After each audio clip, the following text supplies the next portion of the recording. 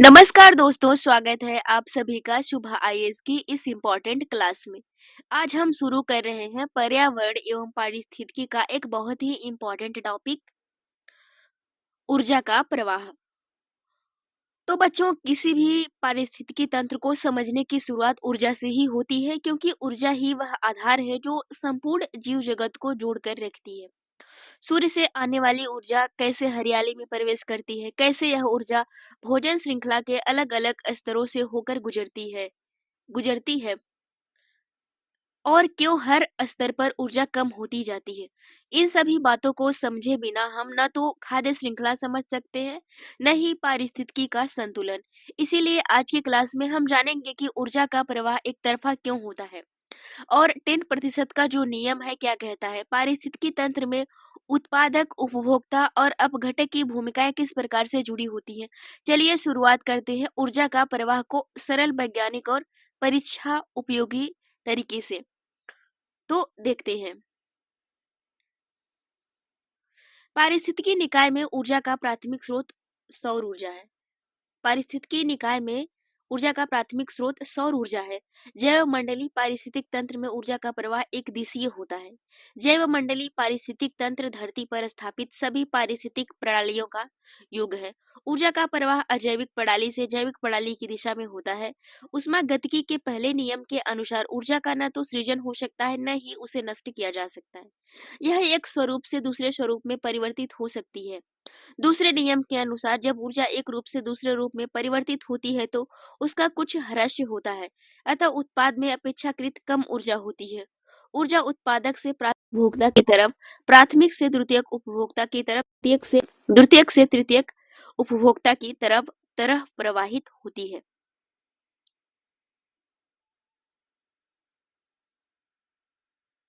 प्रवाहित होती है।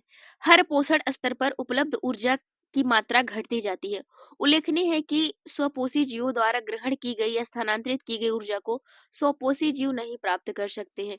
अतः ऊर्जा का प्रवाह एक दिशीय होता है। ध्यातव्य है कि विभिन्न पारिस्थितिक तंत्रों में उत्पादकों की सकल उत्पादकता का लगभग 10% भाग ही शाकाहारियों द्वारा स्वांगीकृत हो पाता है। लिंडमन यानी लिंडेमान यानी लिंडमैन 1942 ने 10% का नियम 10% लॉ दिया है। इसके अनुसार शाकाहारी जंतु उत्पादक की शुद्ध प्राथमिक उत्पादकता, नेट प्राइमरी प्रोडक्टिविटी का 10% भाग अपने में संचित करता है। जब कोई मांसाहारी जंतु इस शाकाहारी जंतु को खाता है तो वह शाकाहारी की 10% ऊर्जा संचित करता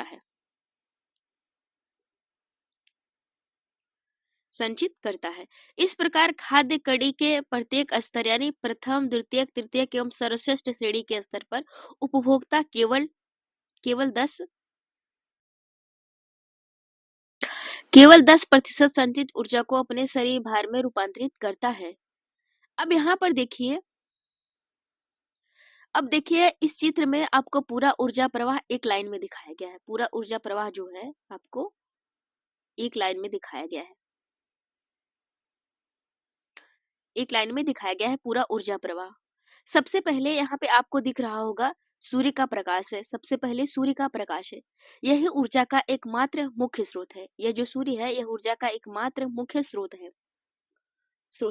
यह सूर्य का प्रकाश सबसे पहले उत्पादक यानी हरे पौधे द्वारा ग्रहण किया जाता है। सबसे पहले हरे पौधों द्वारा ग्रहण किया जाता है।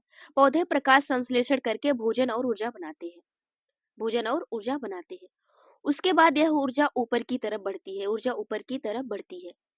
आती है प्राथमिक उपभोक्ता यानी शाकाहारी जीव। ये पौधे को खाकर ऊर्जा प्राप्त करते हैं। शाकाहारी जीव जो होते हैं यह प्राथमिक उपभोक्ता होते हैं या पौधों को खाकर जो है कि ऊर्जा प्राप्त करते हैं। फिर ऊपर आते हैं द्वितीयक उपभोक्ता यानी मांसाहारी जीव जो शाकाहारी को खाते हैं। इसके बाद तृतीयक उपभोक्ता यानी शीर्ष मांसाहारी आते हैं जो छोटे मांसाहारियों को खाते हैं। इसके बाद ये जो है मांसाहारी शाकाहारी को खाते हैं। उसके बाद जो मांसाहारी होते हैं, उसके बाद शीर्ष मांसाहारी जो होते हैं वह छोटे मांसाहारियों को खाते हैं। तो यहाँ पर द्वितीयक हो गया, यह आपका तृतीयक हो गया। तो यहाँ चित्र में देखिए एक एरो दिख रही है आपको। ऊर्जा केवल एक दिशा में बहती है यानी उत्पादक से उपभोक्ता की ओर जो है कि ऊर्जा का प्रवाह होता है। यहाँ पे यही दर्शाया गया है।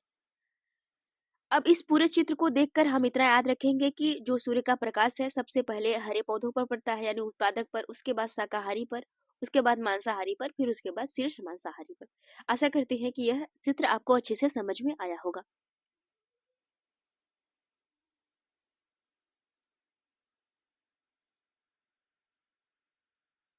अब यहाँ पे देखते हैं बच्चों पोषण स्तर। पोषण स्तर क्या है? पारिस्थितिक तंत्र यानी इकोसिस्टम की आहार श्रृंखला में सामान्यतः 3 से 4 पोषण स्तर होते हैं।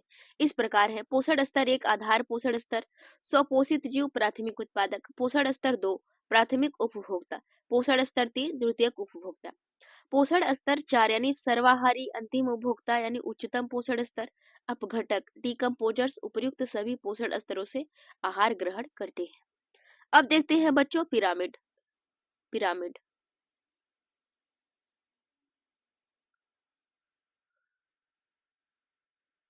पिरामिड पिरामिड देखते हैं। पारिस्थितिक तंत्र के विभिन्न स्तरों के प्रति इकाई क्षेत्र में उपस्थित जीव भार के रेखा चित्रीय निरूपण को जीव भार का पिरामिड कहते हैं। स्थलीय पारिस्थितिक तंत्र में जीव भार की पिरामिड सीधा यानी अपराइट का होता है, जबकि जलीय पारिस्थितिक तंत्र जैसे तालाब में जीव भार का पिरामिड उलट जाता है, उल्टा जो है कि इन्वर्टेड होता है। यहाँ पर देखिए कि तालाब में जीव भार का उल्टा पिरामिड दिया गया है। यहाँ पे देखिए कि अब दूसरा चित्र है, यहाँ पे है। पहला चित्र हम सबने देख लिया। पिरामिड ऑफ बायोमास यानी जीव जीव भार का पिरामिड दिख रहा है आपको। तो यहाँ पे देखिए सबसे छोटी पट्टी उत्पादकों की है। सबसे छोटी पट्टी जो है उत्पादकों की है। उत्पादक या उत्पादक है फाइटोप्लैंक्टन, फाइटोप्लैंक्टन्स। ये आकार में बेहद छोटे होते हैं, इसलिए इनका जीव भार बहुत कम होता है, सिर्फ 5 किलो माना जाता है। फाइटोप्लैंक्टन्स जो होते हैं। इसके ऊपर आते हैं शाकाहारी। शाकाहारी में अगर हम देखें तो यहाँ पे होते हैं क्रिटेशियन यानी कि हाँ जू प्लैंक्टन्स होते हैं, 25 किलो इनका भार होता है।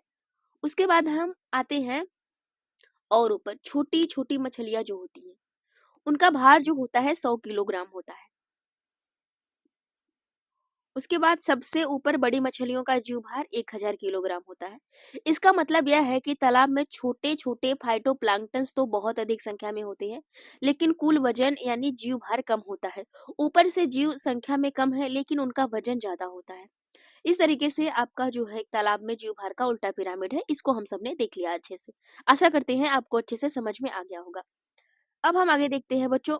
यहाँ से ऊर्जा प्रवाह से रिलेटेड जितने सारे क्वेश्चन है। पहला प्रश्न है कि पारिस्थितिकी नियम में ऊर्जा का प्राथमिक स्रोत क्या है? जैसे कि आप सब जानते हैं सौर ऊर्जा। सबसे पहले हम सबने यही देखा था, सौर ऊर्जा। पारिस्थितिक निकाय में ऊर्जा का प्राथमिक स्रोत सौर ऊर्जा है। दूसरा प्रश्न है पारिस्थितिक तंत्र का प्रेरक बल होता है। प्रेरक बल क्या होता है? सौर ऊर्जा। सौर ऊर्जा। अब इसका सही जो है आंसर हो जाएगा।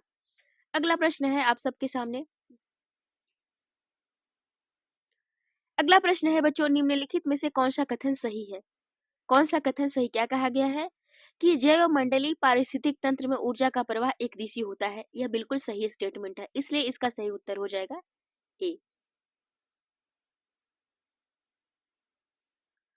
जैव मंडलीय पारिस्थितिक तंत्र में ऊर्जा का प्रवाह एक दिशीय होता है। जैव मंडलीय पारिस्थितिक तंत्र धरती पर स्थापित सभी पारिस्थितिक प्रणालियों का योग है। ऊर्जा का प्रवाह अजैविक प्रणाली से जैविक प्रणाली की दिशा में होता है। अगला प्रश्न है कि 10% नियम किससे संबंधित है? इसका सही उत्तर हो जाएगा ए। ऊर्जा का खाद्य के रूप में एक पोषी स्तर से दूसरे पोषी स्तर तक पहुंचना। एक पोषी स्तर से दूसरे पोषी स्तर तक पहुंचना, इसका सही आंसर हो जाएगा। आगे देखते हैं। पहले इसकी हम व्याख्या देख लेते हैं, एनालिसिस क्या है। लिंडेमैन 1942 में 10% का नियम 10% लॉ दिया है। इसके अनुसार शाकाहारी जंतु उत्पादक की शुद्ध प्राथमिक उत्पादकता यानी नेट प्राइमरी प्रोडक्टिविटी का 10% भाग अपने में संचित रखता है। जब कोई मांसाहारी जंतु इस शाकाहारी जंतु को खाता है तो वह शाकाहारी की 10% ऊर्जा संचित करता है। इस प्रकार खाद्य कड़ी के प्रत्येक स्तर यानी द्वितीयक तृतीयक एवं सर्वश्रेष्ठ श्रेणी के स्तर पर उपभोक्ता केवल 10% संचित ऊर्जा को अपने शरीर भार के रूप में रूपांतरित करता है। अब आपके सामने है अगला प्रश्न। प्रश्न संख्या 5। किसी भी पारिस्थितिक तंत्र में ऊर्जा का पिरामिड होता है। किसी भी पारिस्थितिक तंत्र में ऊर्जा का पिरामिड होता है तो किस तरीके का होता है? हमेशा सीधा होता है। पारिस्थितिक तंत्र में ऊर्जा का पिरामिड सदैव सीधा होता है, कभी उल्टा नहीं हो सकता, क्योंकि जब ऊर्जा एक विशेष पोषण स्तर से अग्र पोषण स्तर में पहुंचती है तो प्रत्येक स्तर पर उष्म के रूप में ऊर्जा का हराशय होता है। ऊर्जा ऊर्जा पिरामिड का प्रत्येक स्तंभ उस पोषण स्तर में किसी विशेष समय पर अथवा प्रति इकाई क्षेत्र यानी वार्षिक ऊर्जा का द्योतक है। समुद्र में जैव मात्रा जैव भार के पिरामिड यानी प्राय उल्टे होते हैं, क्योंकि मछलियों की जैव मात्रा पादप प्लवकों की जैव मात्रा से बहुत अधिक होती है। अगला प्रश्न है आप सबके सामने। एक पारिस्थितिक तंत्र में ऊर्जा की मात्रा एक पोषण स्तर से अन्य स्तर में स्थानांतरण के पश्चात पश्चात इसका आंसर हो जाएगा कि घटती है।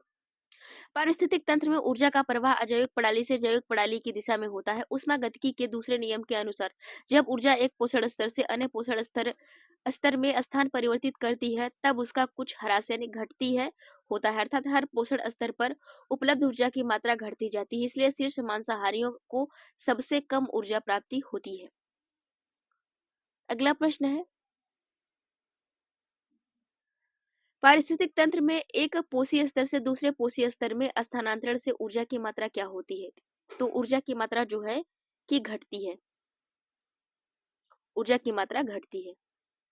अगला प्रश्न है, पारिस्थितिक तंत्र में उच्चतम पोषण स्तर प्राप्त होते हैं। इसका सही उत्तर हो जाएगा सी, सर्वाहारी।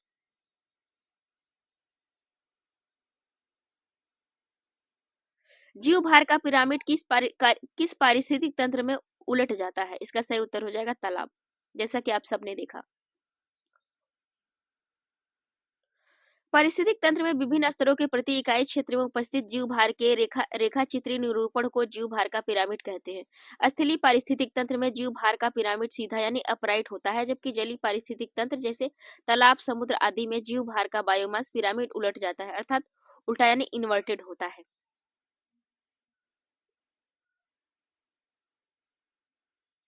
अगला प्रश्न है, बायोमास का एक उल्टा पिरामिड किस पारिस्थितिक तंत्र में पाया जाता है? इसका सही उत्तर हो जाएगा समुद्री। अब यहाँ से आपका शुरू होता है एक अगला टॉपिक, जैव वानिकी एवं जैविक आवर्धन। जैव वानिकी एवं जैविक आवर्धन। तो जैव वानिकी अर्थात बायोमिक्स शब्द बायो तथा नॉमिक्स शब्दों से मिलकर बना है। बायो शब्द का तात्पर्य है जीव या जीवन से, जबकि नॉमिक्स ग्रीक शब्द नोमोस से व्युत्पन्न है, जिसका अर्थ है नियम।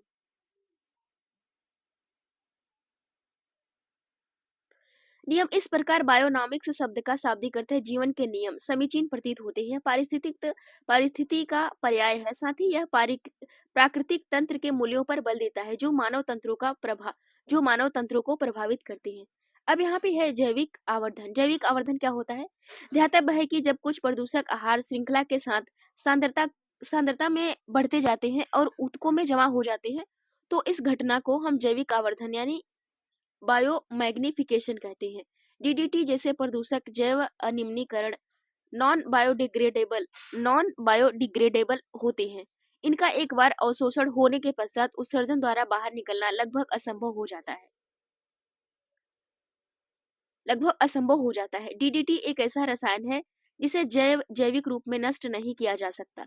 खाद्य श्रृंखला में डीडीटी का सांद्रण प्रथम स्तर पर सबसे कम, द्वितीय स्तर पर उससे अधिक एवं तृतीय स्तर पर सबसे अधिक होता है। घास स्थल परितंत्र से चूंकि सांप एवं तृतीयक उपभोक्ता है, अतः डीडीटी का सांद्रण सांप में सबसे अधिक होता है। ये सामान्यतः जीवों के वसा वाले ऊतकों में जमा होते हैं। उल्लेखनीय है कि डीडीटी एक कीटनाशक है। अब यहाँ पे इन दोनों टॉपिक से रिलेटेड कुछ अभ्यास प्रश्न है, प्रीवियस ईयर क्वेश्चन पेपर है, तो इनको हम देख लेते हैं। प्रीवियस ईयर क्वेश्चन कितने सारे आए हैं। तो जैव वानिकी के संबंध में निम्नलिखित कथनों में से कौन सही है? अगर हम जैव वानिकी की बात करें तो इसका सही उत्तर आपका हो जाएगा सी। यह पारिस्थितिक का पर्याय यानी सिनोनिम है। यह प्राकृतिक तंत्रों के मूल्य पर बल देता है जो मानव तंत्रों को प्रभावित करते हैं। जैव वानिकी अर्थात बायोनॉमिक्स शब्द बायो तथा नॉमिन शब्दों से मिलकर बना है। बायो शब्द का तात्पर्य जीव या जीवन से है, जबकि नॉमिक्स ग्रीक शब्द नोमोस से व्युत्पन्न है, जिसका अर्थ है नियम। इस प्रकार बायोनॉमिक्स शब्द का शारीरिक अर्थ जीवन के नियम से प्रतीत होता है। जैव वानिकी पारिस्थितिक तंत्र का पर्याय है। यह प्राकृतिक तंत्र के मूल्यों पर बल देता है। अगला प्रश्न है आपके सामने, पारिस्थितिक तंत्र में डीडीटी का समावेश होने के बाद निम्नलिखित में से किस एक जीव में उसका संभवतः अधिकतम सांद्रण प्रतीत होता है? इसका सही उत्तर आपका हो जाएगा सांप। सांप। खाद्य श्रृंखला में डीडीटी का सांद्रण प्रथम स्तर पर सबसे कम, द्वितीय स्तर पर उससे अधिक, तृतीय स्तर पर सबसे अधिक होता है। चूंकि सांप एक तृतीयक उपभोक्ता है, अतः डीडीटी का सांद्रण सांप में सबसे अधिक होता है। तो बच्चों आज के लिए इतना ही। अब हम आपसे मिलेंगे अगले टॉपिक के साथ। अगला टॉपिक आपका है जैव भू रासायनिक चक्र एवं जैविक अनुक्रमण। तो अपना ध्यान रखें, अच्छे से पढ़ाई करें। मिलेंगे अगले क्लास में। Thank you so much.